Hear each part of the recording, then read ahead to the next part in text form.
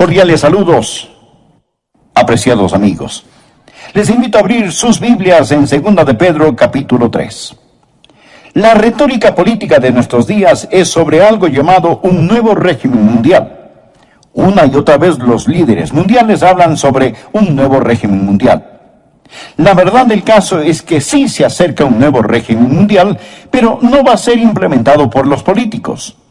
De hecho, el versículo 13 de 2 de Pedro capítulo 3 dice: pero nosotros esperamos, según sus promesas, cielos nuevos y tierra nueva. No solo un nuevo régimen mundial, sino que el mismo cielo va a ser nuevo. El nuevo régimen mundial está por venir, pero no como algunos piensan. Porque lo que este mundo llama un nuevo régimen mundial es solo una reestructuración del viejo desorden. Alguien dijo sabiamente: no se puede hacer buenos huevos revueltos con huevos podridos. El nuevo régimen mundial va a ocurrir cuando el Señor Jesucristo regrese con poder y gloria para recibir a los suyos y para juzgar a los que le rechazaron. Recuerde que 2 de Pedro habla del cristianismo auténtico, lo verdadero, no lo falsificado. Y cuando Pedro habla sobre el cristianismo auténtico, él está advirtiendo acerca de los apóstatas. En este tercer capítulo, primero tenemos un argumento contra la segunda venida del Señor Jesucristo por parte de los apóstatas. Y luego tenemos la afirmación y confirmación apostólica de la segunda venida del Señor Jesús. Esto me emociona, porque veo el caos a mi alrededor, la situación en que está el mundo de hoy. Y no importa cuán mala se ponga, yo sé cómo va a acabar. Y en lugar de quejarnos, ¿en qué va a terminar todo este mundo?, los creyentes podemos decir: ¡gloria a Dios! Miren quién regresará al mundo. La piedra angular de nuestra fe es la deidad de Cristo. Y la esperanza de nuestra fe es que Jesucristo, quien vino a morir en nuestro lugar, regresará a gobernar y reinar con poder y gran gloria. Así que el mensaje de hoy tiene 2 puntos. El primer punto es la denegación escarnecedora de su venida. El segundo punto, la declaración escrita de su venida. Leamos juntos 2 de Pedro capítulo 3, empezando en el versículo 1. Dice: amados, esta es la segunda carta que os escribo, y en ambas despierto con exhortación vuestro limpio entendimiento, para que tengáis memoria de las palabras que antes han sido dichas por los santos profetas, y del mandamiento del Señor y Salvador dado por vuestros apóstoles, sabiendo primero esto, que en los postreros días vendrán burladores, andando según sus propias concupiscencias, y diciendo, preste atención aquí, diciendo: ¿dónde está la promesa de su advenimiento? Porque desde el día en que los padres durmieron, todas las cosas permanecen así como desde el principio de la creación. Y Pedro dice: estos ignoran voluntariamente que en el tiempo antiguo fueron hechos por la palabra de Dios los cielos y también la tierra, que proviene del agua y por el agua subsiste, por lo cual el mundo de entonces pereció anegado en agua. Lo que tenemos aquí son 3 reacciones apóstatas a la segunda venida de Jesucristo. La primera reacción es una reacción emocional. La segunda reacción es una reacción intelectual. Y la tercera reacción es una reacción voluntaria. Es decir, las emociones, la mente y la voluntad se rebelan contra la segunda venida del Señor Jesucristo. Satanás odia la idea de la segunda venida de Jesucristo porque cuando ocurra, él será sentenciado. El reino del terror de Satanás se vendrá abajo. Será cuando los santos seremos honrados, glorificados y bendecidos. Por ello, el diablo ha apuntado toda la artillería del infierno contra la idea de la segunda venida del Señor. El primer punto es la denegación escarnecedora o burla de su venida. La primera reacción es una reacción emocional. Dice la palabra: en los postreros días vendrán burladores. Es un argumento emocional. Existen aquellos que simplemente se reirán y se burlarán de la segunda venida. La burla no es sustituto para la verdad. Pero cuando un hombre está perdiendo un argumento, muchas veces opta por utilizar la burla, la ridiculización y el sarcasmo. Los verdaderos creyentes siempre han sabido que cuando defienden la verdad, se exponen a la burla y el ridículo. El siervo no es mayor que su señor. Marcos 5, versículo 40. Y se burlaron de él. ¿De quién? Del Señor Jesús. Lucas capítulo 22 y versículo 63 habla de cuando Jesucristo iba rumbo a la cruz. Dice: y los hombres que custodiaban a Jesús se burlaban de él y le golpeaban. Se los puede imaginar muertos de risa, apuntando su dedo al Señor. Se burlaron y golpearon al Hijo de Dios. Si se ríen de usted por creer en Cristo y en su segunda venida, recuerde que está en muy buena compañía. El arsenal diabólico para impedir que usted ame, conozca y sirva a Dios es la ridiculización y la burla. En los postreros días vendrán burladores andando según sus propias concupiscencias. ¿Por qué se ponen tan emocionales estas personas acerca de la segunda venida de Jesucristo? ¿Por qué la odian? Porque viven en pecado. Ellos están viviendo en pecado. Muéstreme un burlador y le mostraré un pecador. Los burladores van tras sus propias lujurias, deseos. Muéstreme un hombre que ridiculiza la segunda venida de Jesucristo, el juicio, y yo le mostraré un hombre que tiene las iniciales del diablo talladas sobre su corazón. Muéstreme una mujer que se burla de las cosas santas, y le mostraré a una mujer cubierta con las asquerosas huellas digitales del pecado. En los postreros días vendrán burladores andando según sus propias concupiscencias. Esta es la reacción emocional contra el Señor Jesucristo. Pero la Biblia enseña en Proverbios que Dios también se va a reír. Proverbios 1, empezando en el versículo 24, dice: por cuanto llamé, Dios le está hablando a usted ahora. Por cuanto llamé y no quisisteis oír, extendí mi mano, y no hubo quien atendiese, sino que desechasteis todo consejo mío, y mi reprensión no quisisteis. Ahora escuche: también yo me reiré en vuestra calamidad, y me burlaré cuando os viniere lo que teméis. Cuando viniere como una destrucción lo que teméis, y vuestra calamidad llegare como un torbellino, cuando sobre vosotros viniere tribulación y angustia. Lo que Dios está diciendo es que usted puede irse riendo al infierno, pero no podrá salir de él.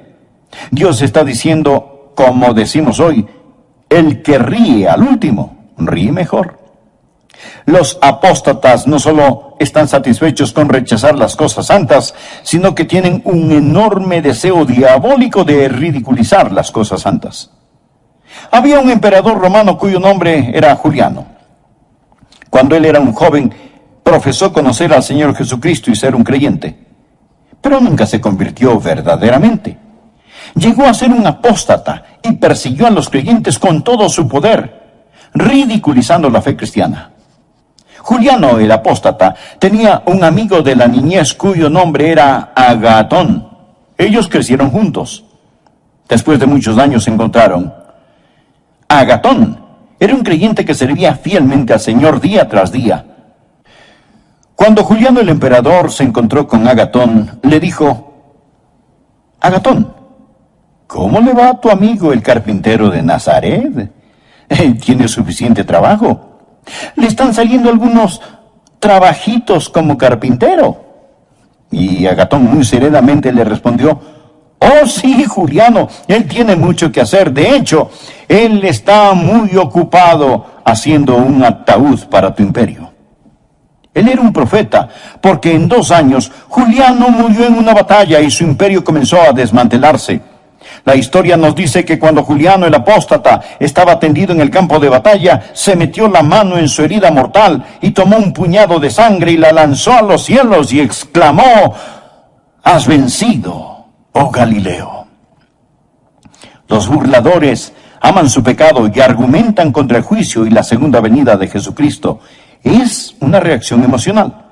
Pero existe la segunda reacción, la reacción intelectual. Por favor, leamos el versículo 4. Dice: los burladores andando según sus propias concupiscencias y diciendo, ¿dónde está la promesa de su advenimiento? Porque desde el día en que los padres durmieron, ahora escuche, todas las cosas permanecen así como desde el principio de la creación.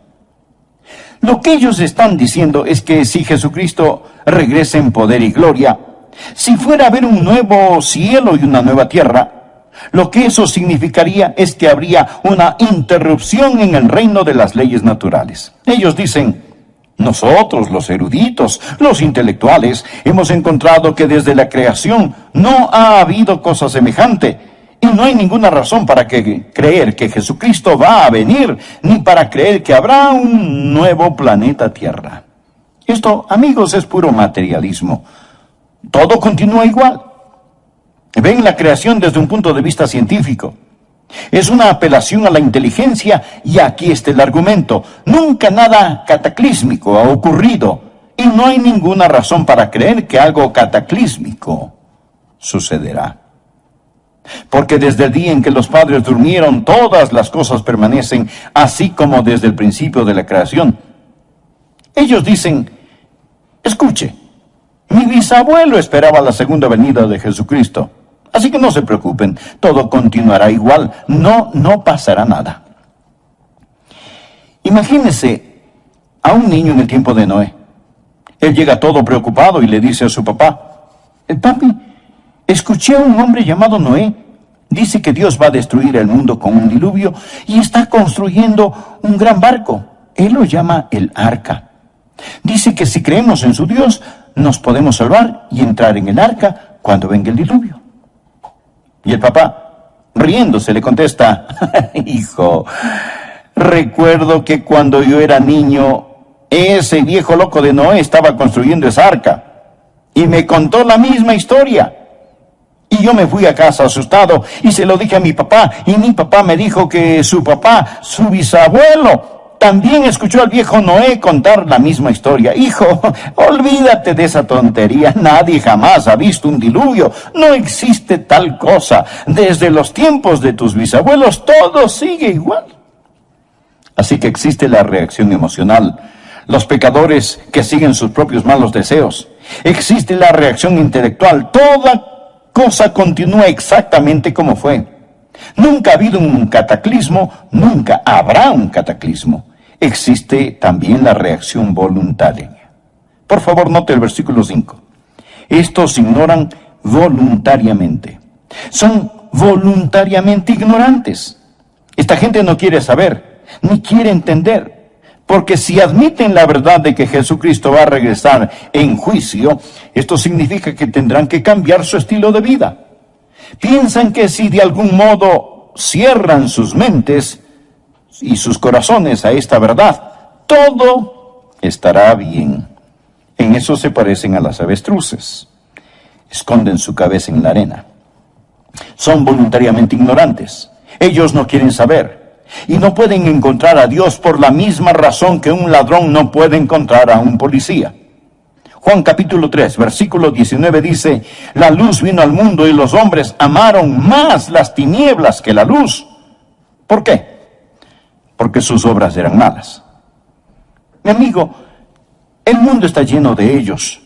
Usted habla con las personas sobre ponerse en paz con Dios, les habla sobre la segunda venida de Jesucristo y lo cortan, lo paran, no quieren oír, no quieren saber. El problema no está en sus mentes, el problema está en sus corazones. Romanos capítulo 1 habla de ellos que detienen con injusticia la verdad. Son voluntariamente ignorantes. Y su reacción emocional, intelectual y voluntaria sirve para negar esa gran verdad, la gloriosa verdad bíblica de la segunda venida del Señor Jesucristo. El segundo punto, la declaración escrita de su venida. Ya escuchamos a los apóstatas con su denegación escarnecedora. Ahora escuchemos a los apóstoles con su declaración escrita. Simón Pedro da 3 respuestas apostólicas a los argumentos o reacciones apóstatas para reafirmar la segunda venida de Jesucristo. La primera es su memorable promesa. Su memorable promesa. Leamos el versículo 1. Amados, Esta es la segunda carta que os escribo, y en ambas despierto con exhortación vuestro limpio entendimiento, para que tengáis memoria. Por favor, subraye la palabra memoria. Para que tengáis memoria de las palabras que antes han sido dichas por los santos profetas, y del mandamiento del Señor y Salvador dado por vuestros apóstoles. Bien, ¿cuáles eran esas palabras? Una promesa. Mire el versículo 4. ¿Dónde está la promesa de su advenimiento? Ahora mire el versículo 9. El Señor no retarda su promesa. Saltémonos al 13. Pero nosotros esperamos, según su promesa, cielos nuevos y tierra nueva. Lo que está diciendo el apóstol es que Él nos hizo una memorable promesa y Él vendrá otra vez. Los profetas y los apóstoles nos dicen que recordemos lo que Dios ha dicho. Sabemos la importancia del nuevo nacimiento, mas ¿sabía que el Nuevo Testamento solo lo menciona 9 veces? La maravillosa doctrina del bautismo se menciona solo 20 veces en el Nuevo Testamento. El arrepentimiento solo 70 veces en el Nuevo Testamento. Pero el Nuevo Testamento habla, sin tocar el Antiguo Testamento, habla 380 veces en términos gráficamente claros de la segunda venida de Jesucristo. Esa es la razón por la que Pedro dijo: tengáis memoria de las palabras que antes han sido dichas por los santos profetas y por vuestros apóstoles. Si usted agrega a los profetas lo que los apóstoles dicen, un versículo de cada 25 en la Biblia habla de la segunda venida de Jesucristo. Dios no puede mentir. Dios lo ha prometido. Por ello, el recordatorio apostólico es su memorable promesa. Recuerde, téngalo presente. El Dios que no puede mentir lo ha prometido. Segundo, Pedro nos recuerda de su magno poder. Recuerda lo que ellos dicen. Los apóstatas dicen: todo continúa igual. No hay ninguna interrupción en el reino de las leyes naturales. Pedro les responde: ustedes son ignorantes por su propia voluntad de 2 cosas. La primera aparece en el versículo 5. Estos ignoran voluntariamente que en el tiempo antiguo fueron hechos por la palabra de Dios los cielos y también la tierra, que proviene del agua y por el agua subsiste, por lo cual el mundo de entonces pereció anegado en agua. Ahora Pedro les dice: mire, señor escéptico, mire, señor apóstata, usted dice que nunca nada cataclísmico ha ocurrido. ¿Y qué de la creación? Dios habló y fue hecho. Dios con su palabra creó el mundo y los universos. Él habló y se hizo. Con su palabra suspendió la luna, el sol, las estrellas. Dios lo hizo todo por medio de su palabra. Pedro les está recordando sobre el magno poder de Dios. Los escépticos modernos y ateos de hoy intentan encontrar el origen de la vida. Pero no nos preocupemos del origen de la vida. Vamos más allá. Hablemos del origen de la materia. Usted dirá: bueno, la vida empezó espontáneamente en alguna sopa prebiológica, pero ¿de dónde salió la sopa prebiológica? Amigo, de la nada. Nada sale. Por medio de la palabra de Dios todo fue creado.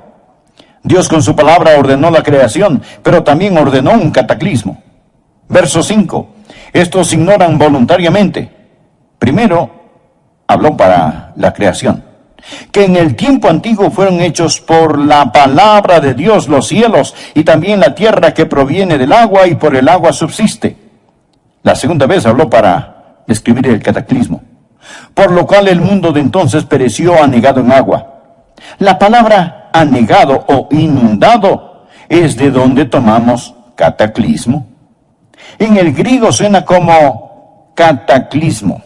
Dios con su magno poder hizo la creación y con su magno poder lo sacó del cataclismo. Pedro dice: no digan que Dios no puede cambiar la historia, que todo siempre sigue igual. Enfrenten los hechos. Y si tratan de explicar la creación sin un creador, son voluntariamente ignorantes, simplemente ignorantes. Piénselo. Es completa estupidez pensar que de la nada todo salió. No solo la memorable promesa, sino el magno poder de Dios. En base a esto, Pedro empieza a defender lo que Dios ha hecho y que lo hará de nuevo, pero esta vez no con agua. En este tercer capítulo, primero tenemos un argumento contra la segunda venida del Señor Jesucristo por parte de los apóstatas. Y luego tenemos la afirmación y confirmación apostólica de la segunda venida del Señor Jesús. Esto me emociona, porque veo el caos a mi alrededor, la situación en que está el mundo de hoy, y no importa cuán mala se ponga, yo sé cómo va a acabar. Y en lugar de quejarnos, ¿en qué va a terminar todo este mundo?, los creyentes podemos decir, ¡gloria a Dios! Miren quién regresará al mundo. La piedra angular de nuestra fe es la deidad de Cristo, y la esperanza de nuestra fe es que Jesucristo, quien vino a morir en nuestro lugar, regresará a gobernar y reinar con poder y gran gloria. Así que el mensaje de hoy tiene 2 puntos. El primer punto es la denegación escarnecedora de su venida. El segundo punto, la declaración escrita de su venida. Leamos juntos 2 de Pedro capítulo 3, empezando en el versículo 1. Dice, amados, esta es la segunda carta que os escribo, y en ambas despierto con exhortación vuestro limpio entendimiento, para que tengáis memoria de las palabras que antes han sido dichas por los santos profetas, y del mandamiento del Señor y Salvador dado por vuestros apóstoles, sabiendo primero esto, que en los postreros días vendrán burladores, andando según sus propias concupiscencias y diciendo, preste atención aquí, diciendo, ¿dónde está la promesa de su advenimiento? Porque desde el día en que los padres durmieron, todas las cosas permanecen así como desde el principio de la creación. Y Pedro dice, estos ignoran voluntariamente que en el tiempo antiguo fueron hechos por la palabra de Dios los cielos y también la tierra, que proviene del agua y por el agua subsiste, por lo cual el mundo de entonces pereció anegado en agua. Por favor, note el versículo 5. Estos ignoran voluntariamente. Son voluntariamente ignorantes. Esta gente no quiere saber, ni quiere entender, porque si admiten la verdad de que Jesucristo va a regresar en juicio, esto significa que tendrán que cambiar su estilo de vida. Piensan que si de algún modo cierran sus mentes y sus corazones a esta verdad, todo estará bien. En eso se parecen a las avestruces. Esconden su cabeza en la arena. Son voluntariamente ignorantes. Ellos no quieren saber. Y no pueden encontrar a Dios por la misma razón que un ladrón no puede encontrar a un policía. Juan capítulo 3, versículo 19 dice, la luz vino al mundo y los hombres amaron más las tinieblas que la luz. ¿Por qué? Porque sus obras eran malas. Mi amigo, el mundo está lleno de ellos. Usted habla con las personas sobre ponerse en paz con Dios, les habla sobre la segunda venida de Jesucristo y lo cortan, lo paran, no quieren oír, no quieren saber. El problema no está en sus mentes, el problema está en sus corazones. Romanos capítulo 1 habla de ellos que detienen con injusticia la verdad, son voluntariamente ignorantes y su reacción emocional, intelectual y voluntaria sirve para negar esa gran verdad, la gloriosa verdad bíblica de la segunda venida del Señor Jesucristo. El segundo punto, la declaración escrita de su venida. Ya escuchamos a los apóstatas con su denegación escarnecedora.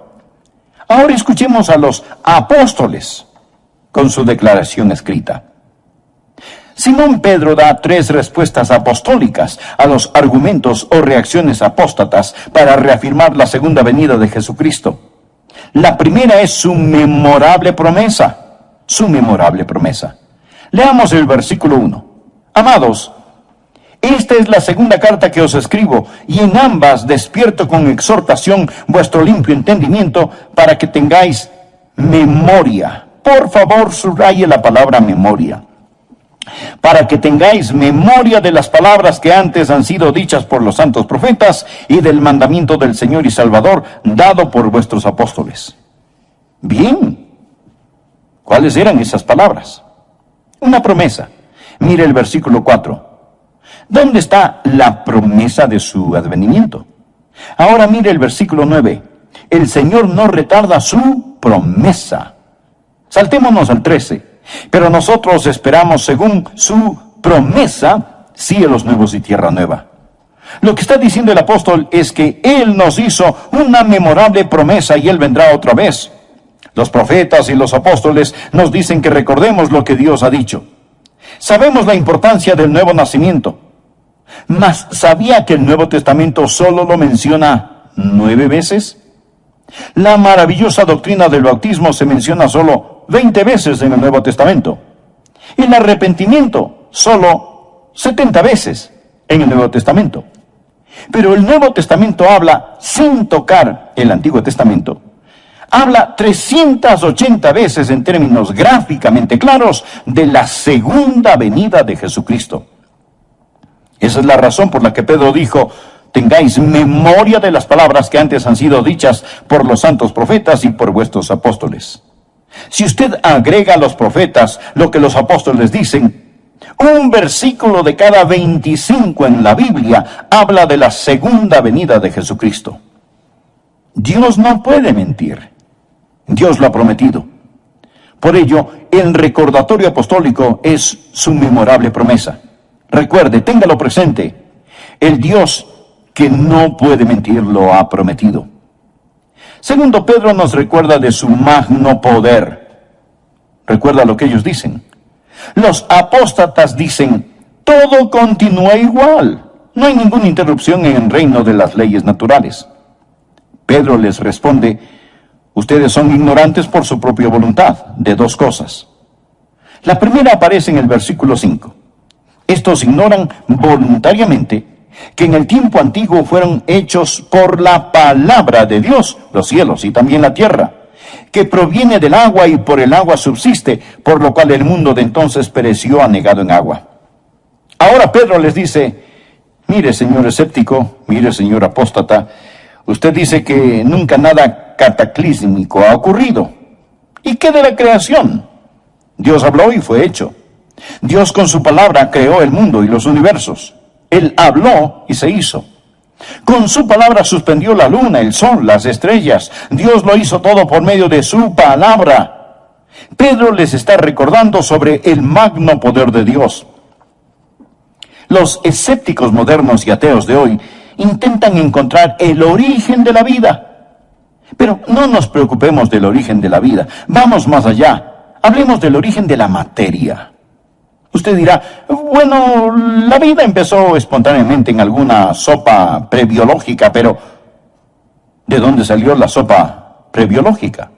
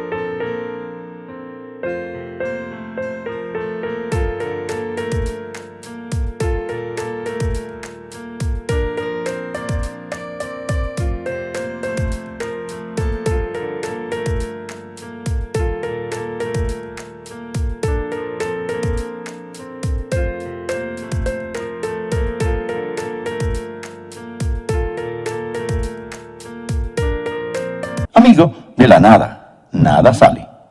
Por medio de la palabra de Dios todo fue creado. Dios con su palabra ordenó la creación, pero también ordenó un cataclismo. Verso 5. Estos ignoran voluntariamente. Primero, habló para la creación, que en el tiempo antiguo fueron hechos por la palabra de Dios los cielos y también la tierra que proviene del agua y por el agua subsiste. La segunda vez habló para describir el cataclismo, por lo cual el mundo de entonces pereció anegado en agua. La palabra anegado o inundado es de donde tomamos cataclismo. En el griego suena como cataclismo. Dios con su magno poder hizo la creación y con su magno poder lo sacó del cataclismo. Pedro dice, no digan que Dios no puede cambiar la historia, que todo siempre sigue igual. Enfrenten los hechos. Y si tratan de explicar la creación sin un creador, son voluntariamente ignorantes, simplemente ignorantes. Piénselo. Es completa estupidez pensar que de la nada todo salió. No solo la memorable promesa, sino el magno poder de Dios. En base a esto, Pedro empieza a defender lo que Dios ha hecho y que lo hará de nuevo, pero esta vez no con agua, sino con fuego. Versículo 7. Pero los cielos y la tierra que existen ahora están reservados por la misma palabra, o sea, la misma palabra con que los creó, guardados para el fuego en el día del juicio y de la perdición de los hombres impíos. Note la frase, guardados para el fuego. El señor Kenneth Whist, un erudito del griego, dice que esto literalmente significa que los cielos y la tierra ahora mismo están almacenados con fuego. Es palabra de donde tomamos la palabra tesorería, es decir, este mundo es una tesorería de fuego. El universo entero está guardado con fuego. La naturaleza subatómica del universo nos dice que todo no es materia, sino que realmente es fuego.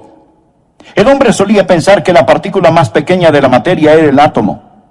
Pero ahora sabemos sobre la naturaleza subatómica del átomo, y el átomo tiene un núcleo. Este tiene una carga eléctrica positiva, y girando a su alrededor están los electrones, y estos son negativos. Por eso existe una atracción y se mantienen unidos.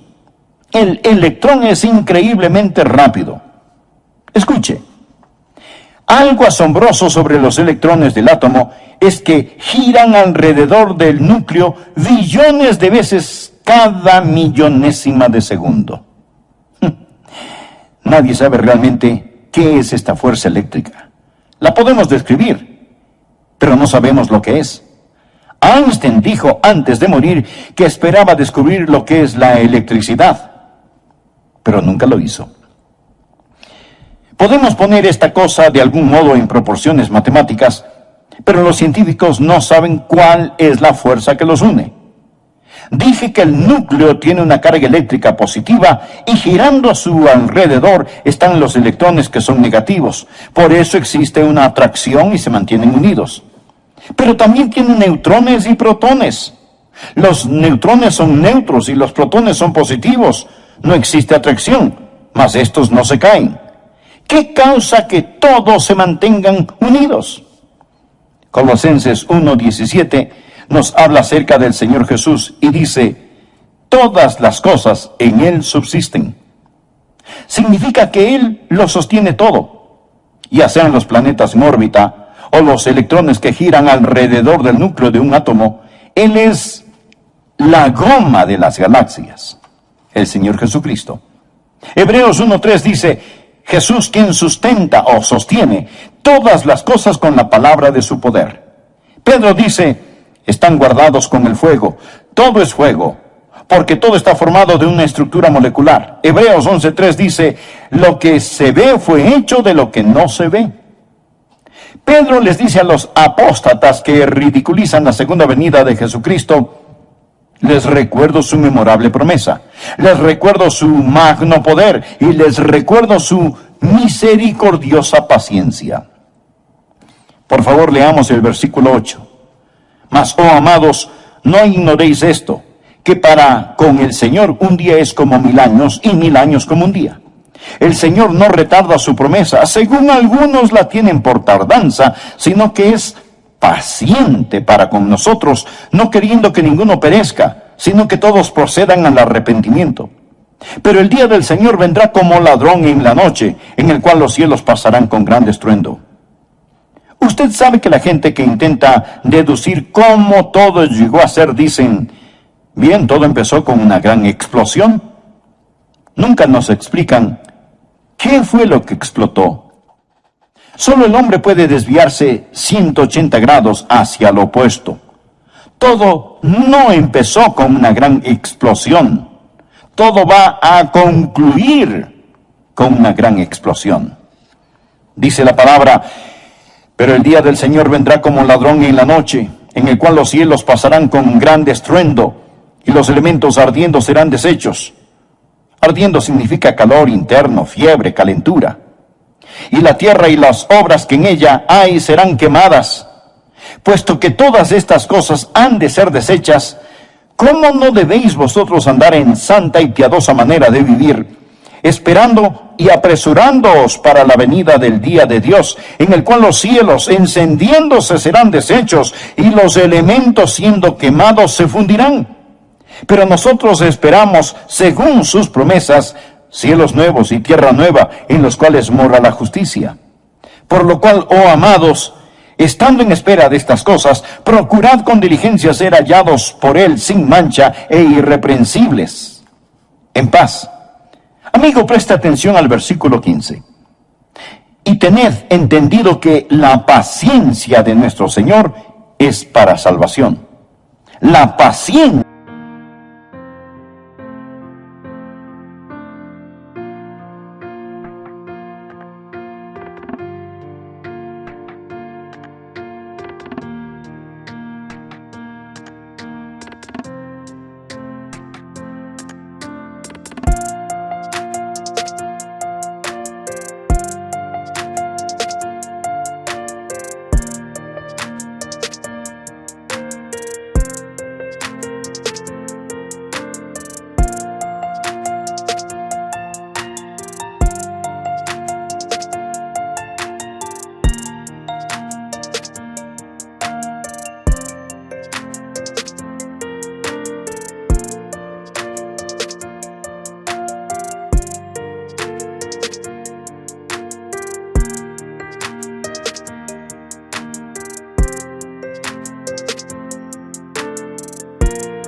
de Dios es para salvación.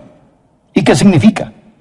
Mi estimado amigo, significa que Dios no quiere que usted muera y vaya al infierno. Eso es lo que significa.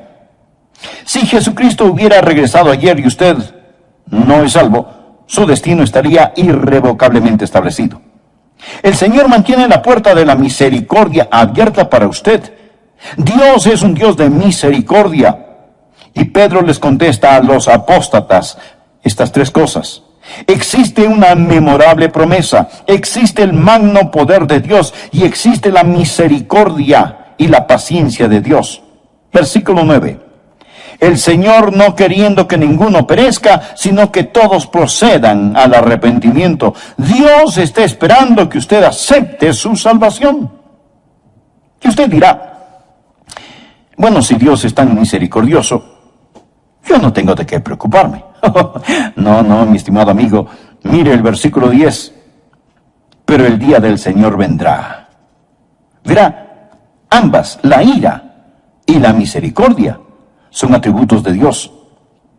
Si usted dice que Dios es todo ira y no misericordia, eso es solo parte de la verdad.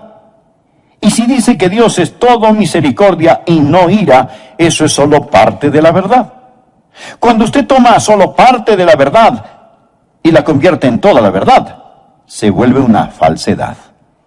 Existe la misericordia de Dios y la ira de Dios. Dios no quiere que ninguno perezca, pero la ira, el día del Señor, vendrá. Alguien sabiamente dijo, ahora mismo las tempestuosas aguas de la ira de Dios golpean furiosamente la represa de su misericordia. La misericordia debe dar paso a la ira, porque el día del Señor vendrá.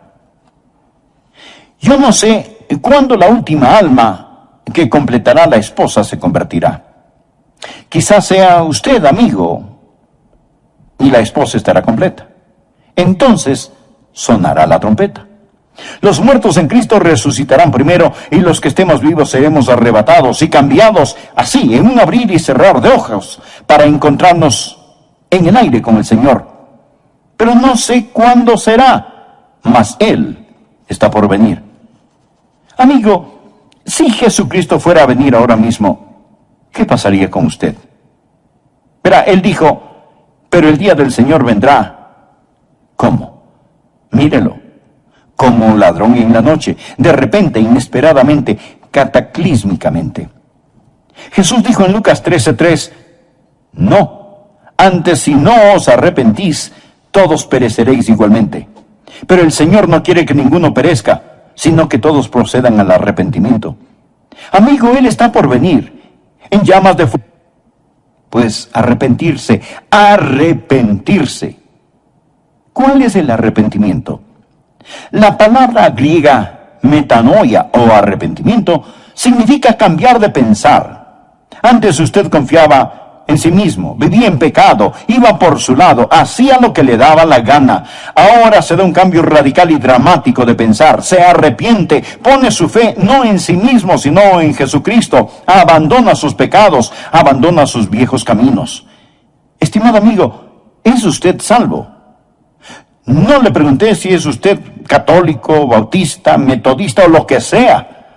Lo que quiero decir es que necesita saber sin lugar a dudas que se ha arrepentido de sus pecados y que ha recibido a Cristo como su Salvador personal. Le imploro que lo haga ahora. Y le invito a orar de la siguiente manera. Usted personalmente. Amado Dios, yo sé que tú me amas. Sé que quieres salvarme. Jesús, tú moriste en mi lugar para salvarme y prometiste salvarme si confiaba solo en ti.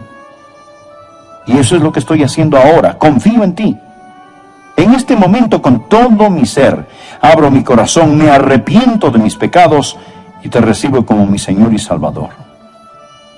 Gracias por salvarme. Finalmente,